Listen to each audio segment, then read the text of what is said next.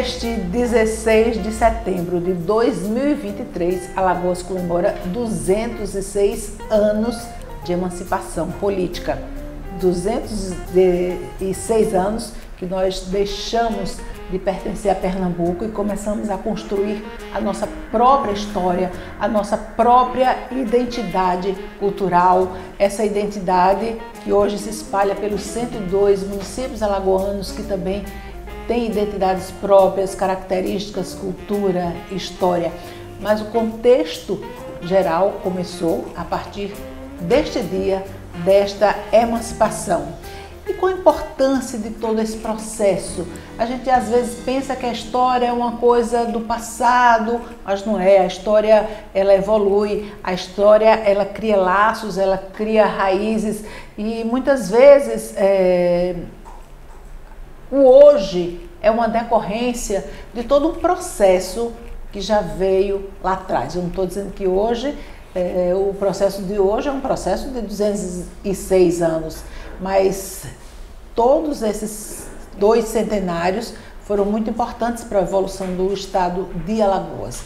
Mas a gente vai falar um pouquinho mais sobre isso a partir de agora com o professor Álvaro, que é assim o mestre em Alagoas, na sabedoria da história, desse processo evolutivo e dessa construção, a importância dessa construção histórica e cultural para o estado de Alagoas. Professor, 206 anos, qual a importância que a gente ainda pode dizer desse fato histórico que foi a emancipação política de Alagoas de lá para cá?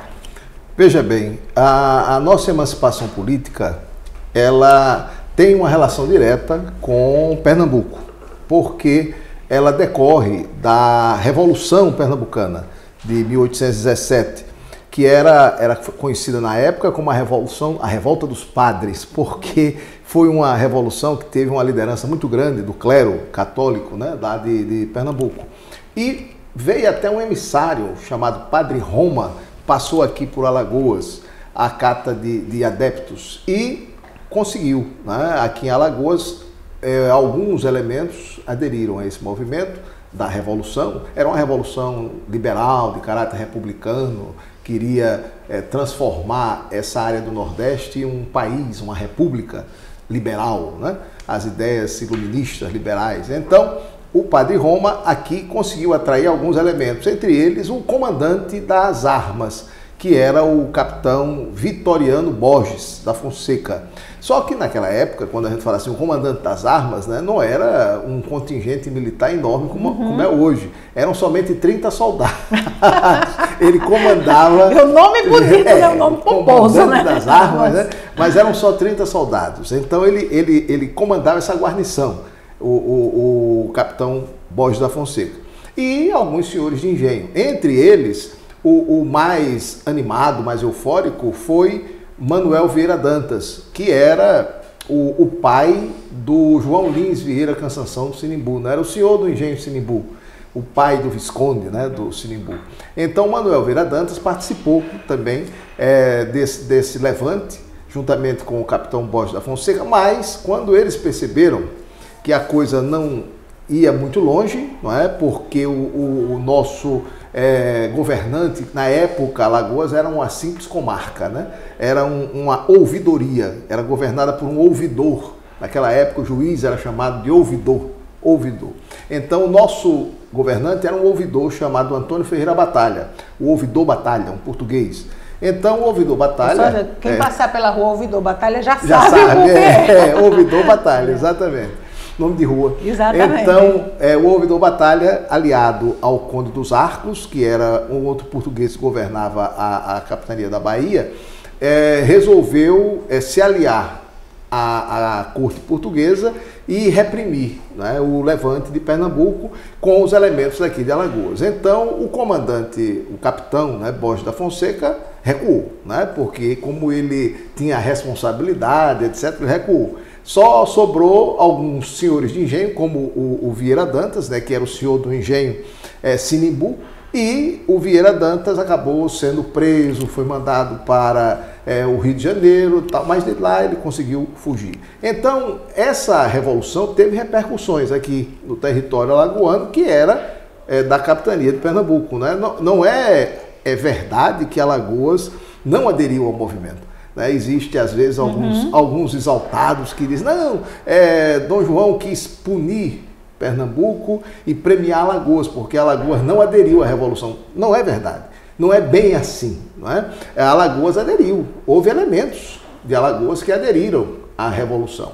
O problema é que a emancipação, ela, na verdade, é fruto de uma evolução política e, sobretudo, econômica de Alagoas. Quando a gente analisa o quadro econômico, Alagoas era uma das regiões mais ricas da capitania de Pernambuco. É exatamente nesse aspecto que eu queria entrar, ou seja, a Alagoas era dependente de Pernambuco, porém a riqueza estava praticamente toda aqui no nosso solo. Toda aqui. Nós tínhamos 200 engenhos de açúcar, só aqui no nosso território, né? E era a principal riqueza, a principal divisa do Brasil, era a exportação de açúcar.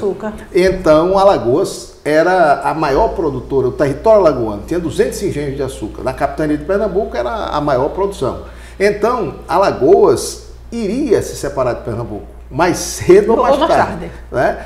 A gente pode afirmar que esse fato precipitou os acontecimentos. Só isso, tá certo? Então, Dom João precipitou o decreto separando Alagoas de Pernambuco, mas isso já iria acontecer. Mais cedo ou mais tarde, a qualquer momento, Alagoas ia se separar por conta do seu progresso econômico em relação à capitania de Pernambuco. Agora, deixa eu te perguntar uma coisa. A gente analisando sobre esse aspecto econômico, ou seja, Alagoas, o seu território, tem muito mais riqueza que Pernambuco. Mas, se a gente olhar um pouco para a história, mesmo após a emancipação, esse desmembramento, Pernambuco ele teve uma grande evolução econômica e durante muitos anos Alagoas ficou muito a reboque, ficou muito, digamos que, acanhada. Por que isso? Por que Pernambuco conseguiu ter um impulso grande e Alagoas não? O fato de Pernambuco ter diversificado mais a sua economia. Nós ficamos presos ao açúcar, tá certo? Até pouco tempo atrás, nós éramos só açúcar, cana de açúcar. Pernambuco não. Pernambuco manteve, né, os seus engenhos, a produção açucareira, mas diversificou a economia. Inclusive, no começo do século XX, né, Pernambuco viveu um processo de industrialização. Os holandeses tiveram participação nisso? Não. Os holandeses estiveram aqui na capitania de Pernambuco, né, em Alagoas, Pernambuco, mas foi lá atrás no século XVII. Eles deram, na época de Nassau, veja bem, Maurício Nassau, enquanto residiu no Recife, ele deu um grande impulso urbanístico à cidade do Recife. Ele, vamos dizer assim, ele embelezou, né, o Recife, que era chamado de Mauricéia, cidade de Maurícia, né? A capital holandesa do Nordeste era o Recife. Mas não teve repercussões posteriores? Não, posteriores não, porque quando eles foram expulsos, eles saíram levando tudo, né? Inclusive, levaram toda a técnica de produção açucareira e começaram a concorrer com o Brasil, né, com o Pernambuco, lá nas Antilhas. Eles passaram a produzir açúcar nas Antilhas e o açúcar holandês concorria com o nosso. Né? Então, de certa forma, nós nos tornamos rivais sob o ponto de vista econômico, né? O Brasil e a Holanda. Mas ficou aquele progresso lá no Recife. Tanto que logo no século seguinte, começo do século, Recife vai superar Olinda, que era a capital portuguesa. Né? Olinda havia sido a capital do Pernambuco português e Recife do Pernambuco holandês, né? Mas acabou superando, né? De tal maneira que a capital foi transferida de Olinda para Recife, tá certo? Um fenômeno parecido com o que se deu aqui também, né? Nós tínhamos como sede a vila de Alagoas do Sul, que hoje é Marechal Deodoro. E em 1839 houve a transferência a capital veio para Maceió, justamente por causa do porto mais rico e mais movimentado, que era o Porto de Jaraguá. Não era o cais do porto, né, mas o ancoradouro. Quando a gente fala no Porto de Jaraguá, as pessoas às vezes ficam fantasiando, imaginando que seja esse cais. Não é. O cais só foi construído já no século XX pelo governador Osman Loureiro. Né? Porém, havia um ancoradouro, uma ponte de madeira, onde os navios atracavam. Ali era mais ou menos nas mediações do clube, que hoje é o Clube Fênix, por aí era esse ancoradouro ou não? Era mais para lá. Exatamente. Ali naquelas mediações, nas fotos antigas onde nos mostram, né? Exatamente, onde está o cais, né? Ali. Era uma pontezinha de madeira. Ali os navios paravam para abastecer com açúcar, os produtos aqui, né, de exportação. Mas foi naquele local que o doutor Osman construiu o cais do Porto. O doutor Osman Loureiro, no governo dele, né, ele construiu esse cais monumental, etc. Mas na época nós não tínhamos cais, né? Era somente o ancoradouro. Era o Porto de Jaraguá, mas apenas a ponte. Mas foi o suficiente, né, para tirar a capital de Marechal Deodoro, não é isso? Por quê? Porque nós tínhamos um porto dentro da cidade. Né? Marechal não. Marechal Deodoro, que era chamada na época a cidade de Alagoas do Sul, por causa da lagoa, né? A Lagoa Manguaba, que é a Lagoa do Sul, Marechal, o porto mais próximo era o Francês.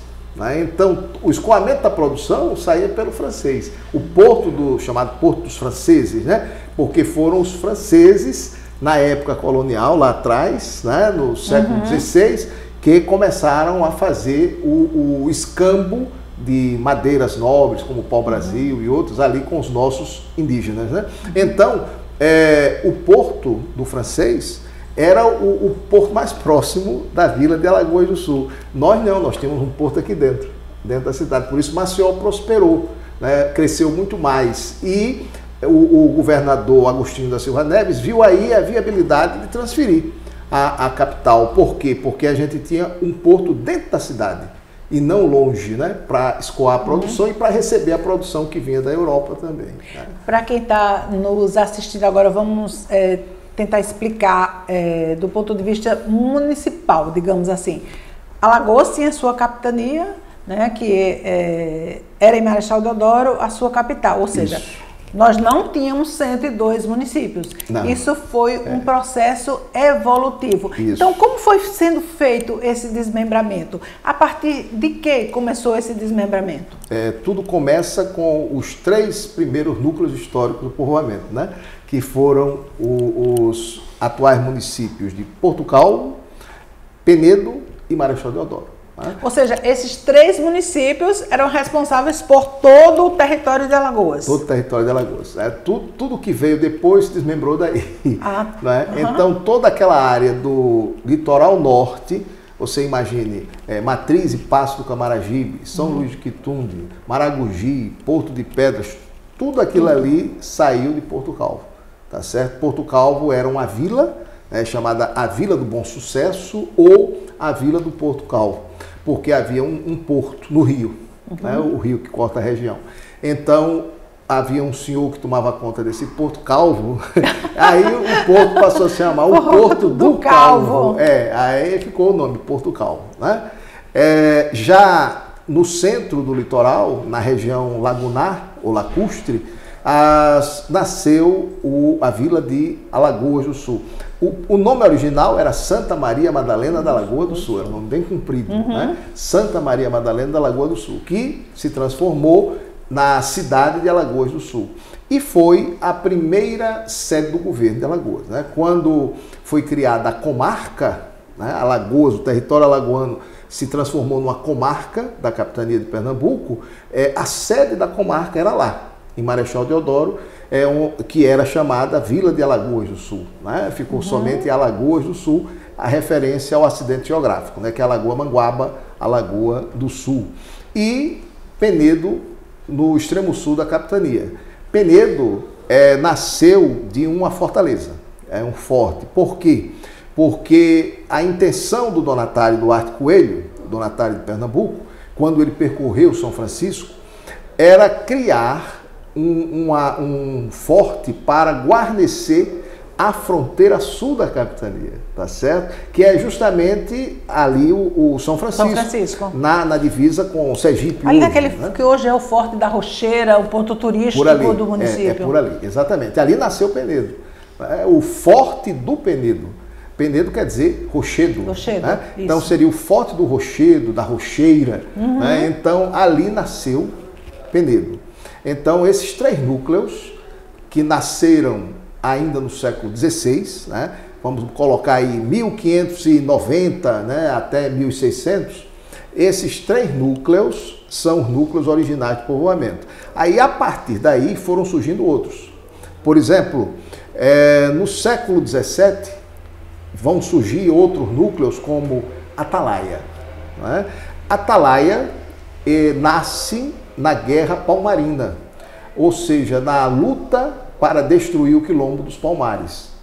Porque o bandeirante Domingos Jorge Velho, paulista, né, foi contratado aqui para comandar a destruição do Palmares, ele ficou com as suas tropas aquartelado ali naquela parte antiga, na cidade antiga de Atalaia. Né? Quem conhece Atalaia sabe, tem aquela parte alta, que é a histórica, né, antiga.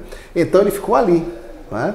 E trouxe para ali a devoção que ele trouxe lá de São Paulo, que é Nossa Senhora das Brotas. Né? Veja, onde é que fica o município de Brotas? Em São Paulo, que é a terra dele, né? Do bandeirante. Então ele trouxe para cá. Quem é a padroeira de Atalaia? Nossa Senhora das Brotas. Né? É justamente por causa disso, porque a cidade nasceu, a cidade foi fundada pelo bandeirante paulista, o Domingos Jorge Velho, que se estabeleceu ali, se instalou ali. Né? Tem alguns municípios alagoanos, eles não comemoram datas de emancipação, eles comemoram aniversário. Então é exatamente por isso, porque eles foram povoamentos, eles foram núcleos. Não é isso? Isso, núcleos históricos, que deram origem aos outros. Aí os outros comemoram a emancipação porque se desmembraram desses núcleos originais, né, de povoamento, como Atalaia, Porto Calvo, Penedo, Marechal Deodoro. Esses não comemoram, porque esses são os núcleos fundantes do nosso povoamento. Outro também que nasceu na região das Lagoas foi Santa Luzia do Norte. Né? Santa Luzia do Norte, que era chamada a Vila de Santa Luzia de Siracusa, da Lagoa do Norte. Eles gostavam sempre de fazer um nome bem comprido. Né? Naquela época. Sempre referência ao santo, né? Ao padroeiro do local. Isso já é uma, como é que a gente pode falar, uma característica portuguesa. Portuguesa, típica da colonização portuguesa. Não só no Brasil. Né? Se a gente viaja, por exemplo, pelo litoral africano, né? Que foi colonizado pelos portugueses, a gente vê muita coisa. Né? São Tomé, né? Enfim, tem muita coisa lá que é de santo, nome de santo, né? No nosso litoral também, né? Tem muito nome de santo por causa disso. Agora vamos falar sobre esses 206 anos. Qual a sua análise, tantos anos depois, esse processo de separação de Alagoas, que à época era muito rica, teve seus altos e baixos. Qual a sua análise do ponto de vista histórico para Alagoas? Que importância teve para Alagoas, que deu inclusive grandes nomes à história nacional? Exato. Nós podemos dizer que foi para Alagoas algo extremamente positivo, a emancipação, sob o ponto de vista político, né? Sob o ponto de vista econômico também. Alagoas, separada de Pernambuco, caminhando com suas próprias pernas, seus próprios pés, né? Alagoas se desenvolveu bastante, cresceu muito e deu ao Brasil, né? Inclusive, os 2 primeiros presidentes da República, né? O Marechal Deodoro e o Marechal Floriano. Os Fonseca, né? Realmente eram muito importantes, né? Muito importantes na cidade de Alagoas, né? Alagoas do Sul. A dona Rosa, né? da Fonseca, a grande matriarca da família, né? Ela fez questão de educar todos os filhos dentro do espírito militar. Né? A formação. E olhe que eu acredito até que se naquela época as mulheres já pudessem entrar nas Forças Armadas, ela tinha mudado as filhas também. ela gostava mesmo disso. Né? Então todos os homens, todos sem exceção, foram militares. Né? Só as filhas não eram. né? Naquela época não podia. Mas a Dona Rosa, ela foi um símbolo de mulher forte aqui em Alagoas. Então, Alagoas, na verdade, prosperou bastante, cresceu muito. Vejam, o número de municípios, como se avantajou, né, depois da nossa emancipação. Como a gente foi crescendo, foi prosperando, como o território foi se dilatando, né, em diversos municípios, povoando inclusive o Alto Sertão, né, que começa justamente a crescer a partir daí, a partir da emancipação. Então, nós temos hoje um Estado politicamente equilibrado, com uma economia pujante, tá certo? Municípios que têm, como você falou muito bem, as suas peculiaridades culturais, né? Cada região do estado tem as suas peculiaridades culturais, né? Folguedos, folclore, né? Arte, música, né? Enfim, cultura, uma cultura riquíssima. Alagoas tem uma cultura tipo exportação. As pessoas que vêm de fora para aqui, para o nosso estado, nesse boom do turismo, que foi uma coisa importantíssima para o estado de Alagoas, né, quando o Brasil e o mundo descobriram Alagoas, né, e Alagoas vem ganhando muito com o turismo, ainda podemos fazer muito mais, ainda podemos ganhar muito mais. Se, por exemplo, estamos aqui falando de municípios, né? Se os municípios também tiverem essa iniciativa e essa visão de investir mais na cultura local, né? No trade turístico, né? Isso é muito importante. Eu acredito que a gente ainda pode ganhar mais. Eu vejo certos estados, por exemplo, o estado do Rio Grande do Sul, né?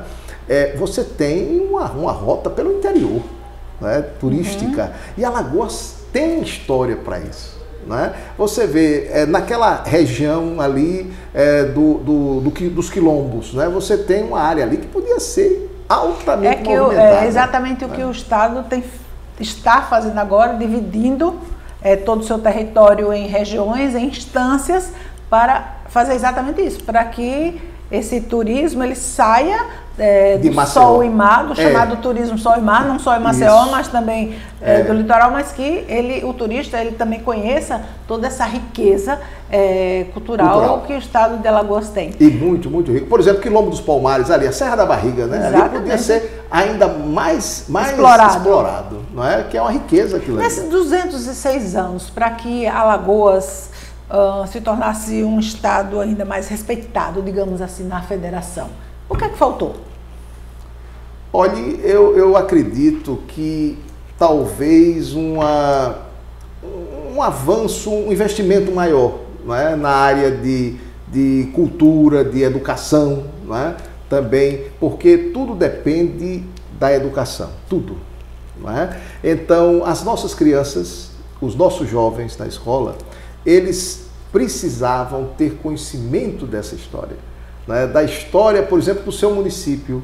Não é? Uma criança que mora, por exemplo, em Porto Calvo, uma criança que vive em União dos Palmares, uma criança que vive em Bateguara, precisa conhecer a história do seu passado, da sua terra, da sua gente, né? Como foi que aquilo ali surgiu, nasceu. Para poder, inclusive, ter esse sentimento de pertencimento do seu local. Exatamente, amar. Ninguém ama o que não conhece. Exatamente. Não é? Para você gostar da sua terra, amar a sua terra, você tem que conhecer.